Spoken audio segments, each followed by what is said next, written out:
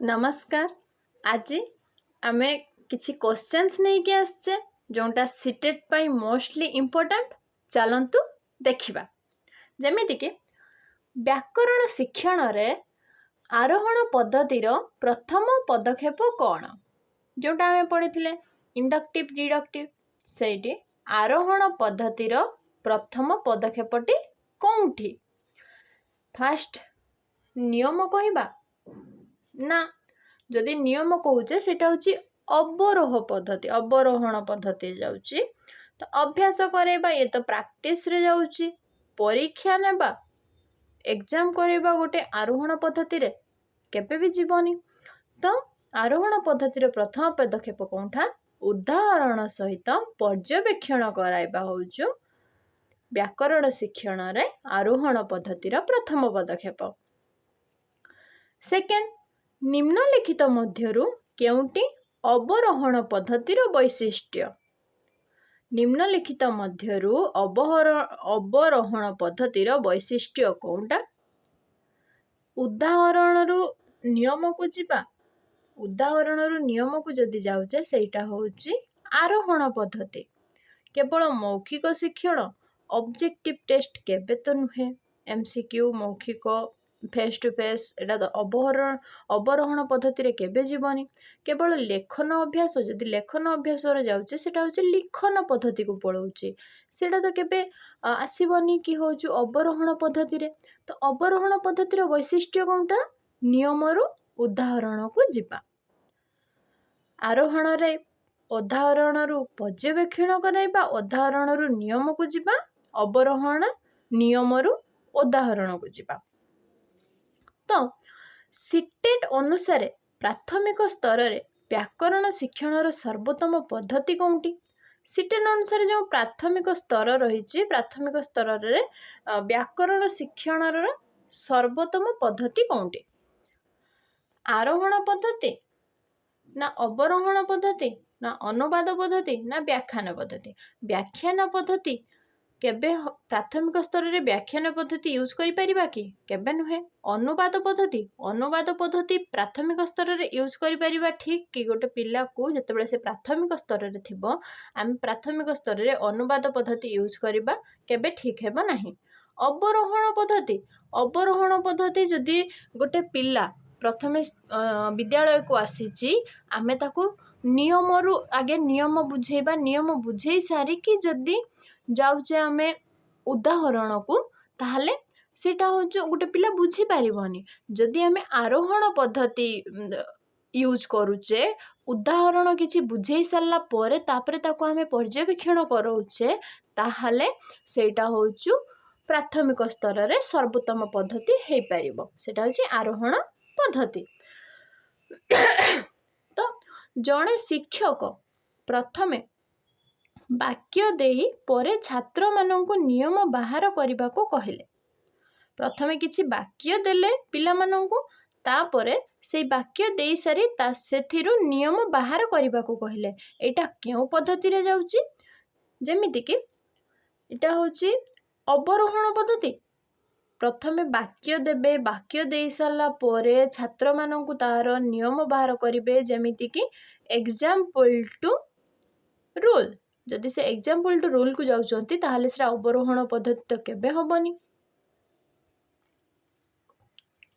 तो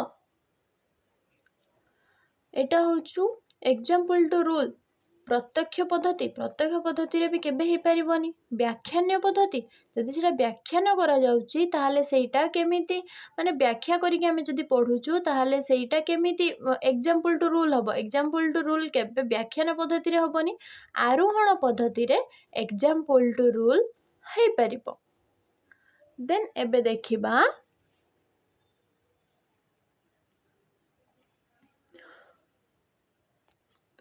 नेक्स्ट देखिबा निम्नलिखित मध्यरु केउ कथा आरोहण पद्धति पक्षरे जाए जेमिति कि शिक्षार्थी निजे नियम आविष्कार करे ना शिक्षक सीधा सड़क नियम कहती मुखस्थ उपरे अधिक जोर केवल परीक्षामुखी जदि गोटे आरोहण पद्धति कौ पक्षरे जाई थाए केवल परीक्षामुखी हबा आरोहण पद्धति रे तो केबे हेबनी ମୁଖସ୍ଥ ଉପରେ ଅଧିକ ଜୋର ଦେବା।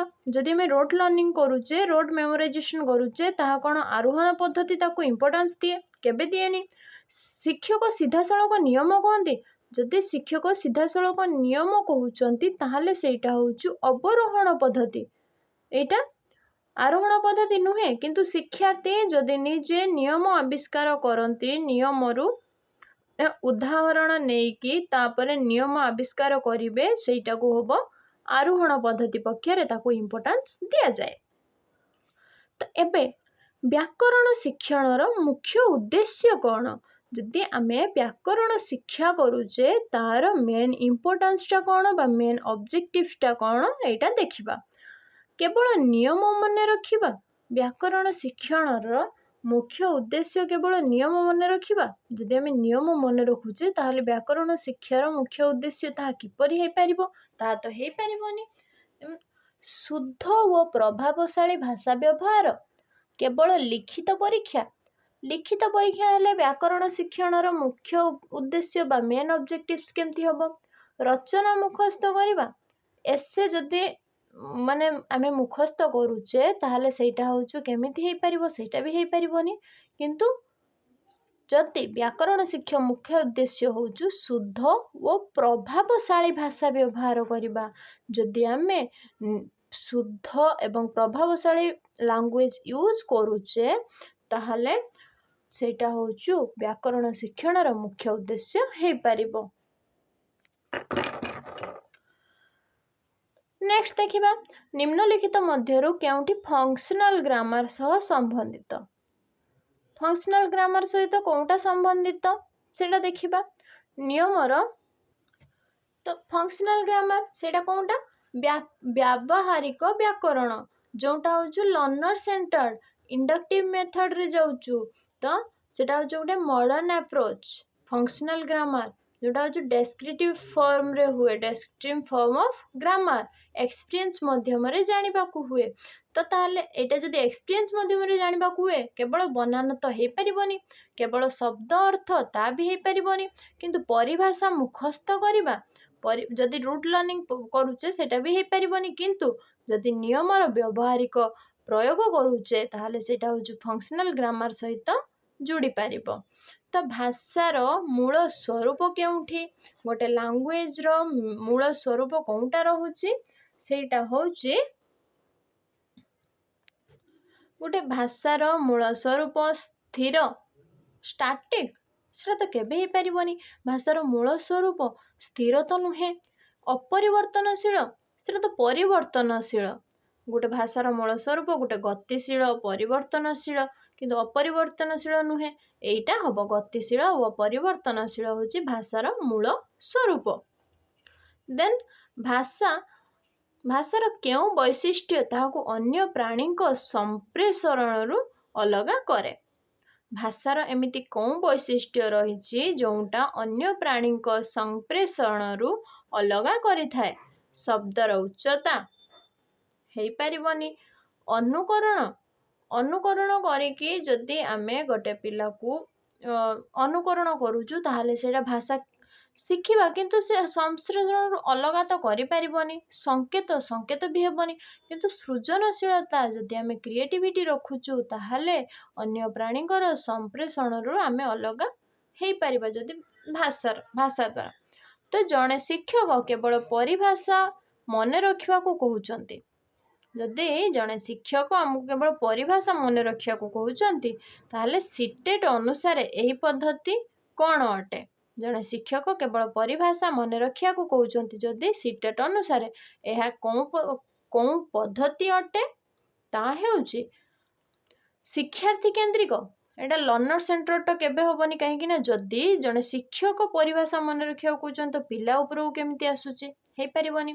ରଚନାବାଦୀ, ଯଦି ଜଣେ କନଷ୍ଟ୍ରକ୍ଟିଭ ନଲେଜିୟସ୍, ଯଦି ତାର କନଷ୍ଟ୍ରକ୍ଟିଭିଷ୍ଟ ହେଉଛି ସେଇଟା ସେ ପରିଭାଷା only ମନେ ରଖିବନି, ସେ ତାକୁ ବୁଝିବ, ତାକୁ ଜାଣିବ ସେଟା କ'ଣ, ସେଟା କନଷ୍ଟ୍ରକ୍ଟିଭ ହେଇପାରିବନି।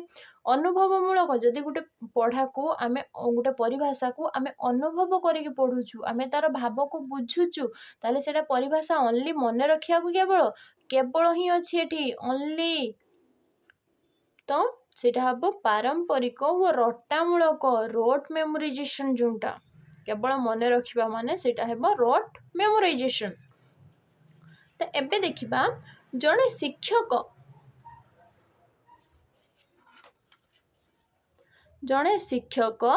ବ୍ୟାକରଣ ଶିକ୍ଷଣ ସମୟରେ ପ୍ରଥମେ ଅନେକ ବାକ୍ୟ ଦେଖାଇ ଶିକ୍ଷାର୍ଥୀଙ୍କୁ ନିଜେ ନିୟମ ଖୋଜିବାକୁ କହିଲେ। ଜଣେ ଶିକ୍ଷକ କ'ଣ କହିଲେ? ବ୍ୟାକରଣ ଶିକ୍ଷା ସମୟରେ ବହୁତ ଗୁଡ଼ା ବାକ୍ୟ ଦେଖେଇଲେ। ବାକ୍ୟ ଦେଖେଇ ସାରିଲା ପରେ ନିଜେ କ'ଣ କହିଲେ? ଶିକ୍ଷାର୍ଥୀମାନଙ୍କୁ ନିୟମ ଖୋଜିବାକୁ କହିଲେ। ଏହା କେଉଁ ଶିକ୍ଷଣ? କ'ଣ ହୁଏ? ଲର୍ଣ୍ଣିଂ ବାଇ ମେମୋରାଇଜେସନ୍ ନା ଲର୍ଣ୍ଣିଂ ବାଇ ଡିସ୍କଭରି ନା ଲର୍ଣ୍ଣିଂ ବାଇ ରିପିଟେସନ୍ ବା ଲର୍ଣ୍ଣିଂ ବାଇ ଡ୍ରିଲ୍। ତ ଯଦି ଆମେ ଗୋଟେ ପିଲାକୁ କିଛି କିଛି ଦେଇକି ତାପରେ ତାକୁ କହିବା ଯେ ଏଥିରୁ ତମମାନେ କିଛି ଖୋଜ ଡିସ୍କଭର କର, ତ ସେଇଟା ହେଉଛି କ'ଣ? ଲର୍ଣ୍ଣିଂ ବାଇ ମେମୋରାଇଜେସନ୍ ତ ହେଇପାରିବନି। ଲର୍ଣ୍ଣିଂ ବାଇ ରିପିଟେସନ୍, ଯଦି ଆମେ ରିପିଟ୍ କରୁଛୁ ତାହେଲେ ସେଇଟା ହେଉଛି କେମିତି ହେଇପାରିବ? ଆମେ ଡିସ୍କଭରି କେମିତି କରିବା? ଲର୍ଣ୍ଣିଂ ବାଇ ଡ୍ରିଲ୍, ଆମେ ଯଦି ତାକୁ ଅଭ୍ୟାସ କରୁଛେ, ଡ୍ରିଲ୍ ଆଣ୍ଡ ପ୍ରାକ୍ଟିସ୍ରେ ଯାଉଛି, ତ ସେଇଟା ପ୍ରାକ୍ଟିସ୍ରେ ହିଁ ପଳେଇବ। ସେଇଟା ଗୋଟେ ଖୋଜିବା ୟା ତ ଗୋଟେ ବାକ୍ୟ ଦେଇ ସାରିଲା ପରେ ସେ ବାକ୍ୟରୁ ଆମେ ନିୟମକୁ ଫାଉଣ୍ଡ କରିବା, ସେଇଟା ହେଇପାରିବନି। କିନ୍ତୁ ଲର୍ଣ୍ଣିଂ ବାଇ ଡିସ୍କଭରି ଯଦି ଏଇଟା ରହୁଛି ତାହେଲେ ଆମେ ଗୋଟେ ବାକ୍ୟ ହଉ ବା ଗୋଟେ ଅନୁବାଦ ହଉ ସେଥିରୁ ଆମେ ଡିସ୍କଭର କରିପାରିବା।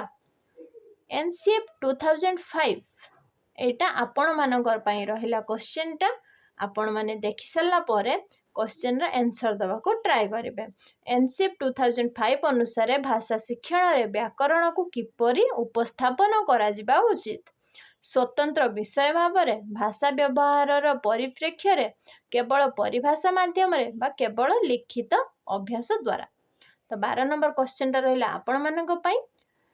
ନିହାତି ଜଣାଇବେ କମେଣ୍ଟ ମାଧ୍ୟମରେ, କେଉଁଠି ଭୁଲ ରହିଲା ତାହା ବି ଜଣାଇବେ, ଆଉ କ'ଣ ଆପଣଙ୍କୁ ଅତି ନିଡି ରହିଛି ତାହା ବି ମେସେଜ ଜଣାଇବେ। ତ ଆଜି ପାଇଁ ଏତିକି, ରହିଲି। Thank you.